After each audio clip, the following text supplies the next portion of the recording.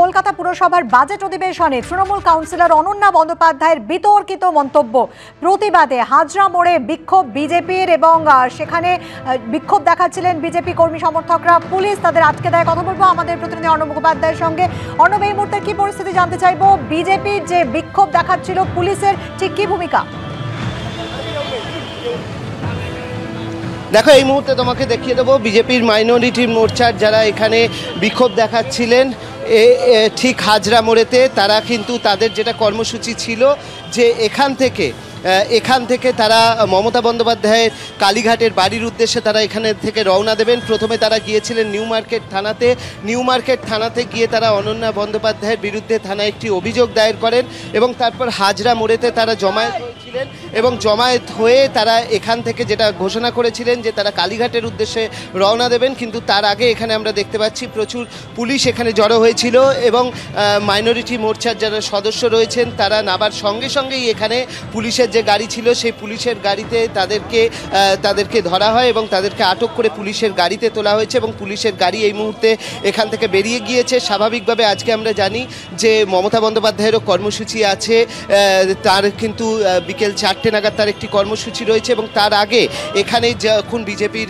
Minority মোর্চার পক্ষ থেকে এই হাজরার মোড়েতে তারা জড়ো হয়েছিলেন এবং সেই সময় পুলিশ এখানে জড়ো হয়েছিল এবং পুলিশের পক্ষ থেকে যারা বিজেপির কর্মীরা তারা জড়ো হয়েছিলেন এবং তারা নাবার সঙ্গে সঙ্গে তাদেরকে এখান থেকে পুলিশের গাড়িতে তুলে নেওয়া হয় এবং সেখান থেকে পুলিশের গাড়ি রওনা হয়ে গিয়েছে। এখনো অবধি আমরা দেখতে পাচ্ছি যে পুলিশ কর্মীরা তারা এখানে জড়ো হয়ে রয়েছেন এবং বিজেপির যারা জড়ো হয়েছিলেন তাদেরকে কিন্তু ইতিমধ্যেই পুলিশের গাড়িতে তুলে এখান থেকে সরিয়ে নিয়ে যাওয়া হয়েছে। অনেক ধন্যবাদ অর্ণব তোমাকে।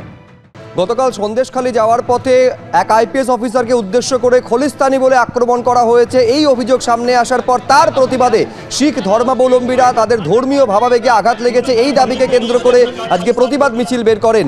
এমজি রোড থেকে শুরু করে একেবারে বিজেপির সদর দফতর পর্যন্ত, মুরলীধর সেন লেন পর্যন্ত এই প্রতিবাদ মিছিল তারা করে। দেখতে পাচ্ছেন শিখ ধর্মাবলম্বীরা অবস্থান পর্যন্ত করেন একেবারে বিজেপির সদর দফতরের সামনে। মূল অভিযোগ তাদের এটাই, গতকাল এই খলিস্তানি মন্তব্য করে তাদের যে ধর্মীয় ভাবাবেগ তাতে আঘাত করা হয়েছে।